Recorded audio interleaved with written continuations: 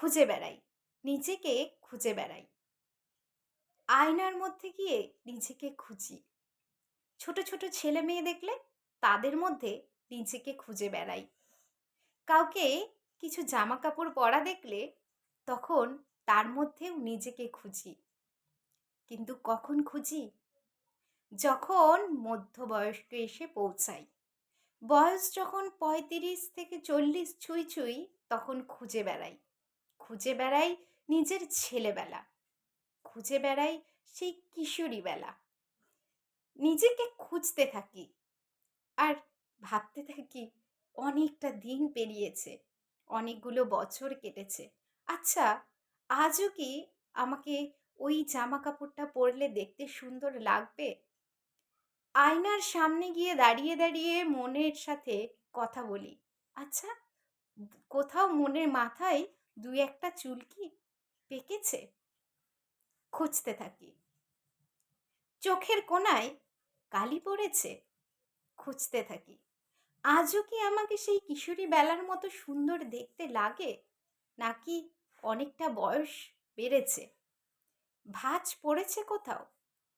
ভুরু কুঁচকেছে একটু? নিজেকে দেখতে থাকি আয়নার সামনে দাঁড়িয়ে ঠিক যখন মধ্য বয়সে এসে পৌঁছাই।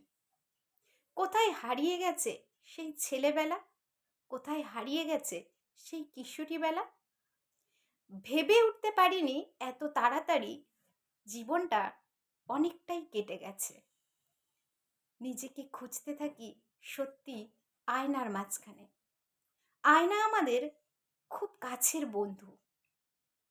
নিজের সাথে যখন নিজে কথা বলি, সত্যি কথাগুলো ঠিক তখন যেন মনে হয় আয়নার সামনে দাঁড়িয়ে দাঁড়িয়েই সেই কথাগুলো বলি। আর নিজেকে নিখুঁতভাবে প্রমাণ করতে চাই। খুঁজে খুঁজে বেড়াই নিজেকে। তবে আয়না সত্যিটা দেখায়। আয়নার সাথে কথা বলি। আয়নাকে জিজ্ঞাসা করি, আমি কি সেই? সেই আমি যে নাকি ছোট্টবেলায় ছুটে ছুটে খেলে বেড়াতাম? আমি কি সেই? যে নাকি সেই বয়স যখন ১৫, ১৬, ১৭ তখন ঘুরে বেড়াতাম, বন্ধু-বান্ধবের সাথে গল্প করতাম? সেই কি আমি? কখন যে বয়স পেরিয়ে ঘর সংসারে মন দিয়ে ফেলেছি সেটা যেন নিজেরাও বুঝে উঠতে পারিনি।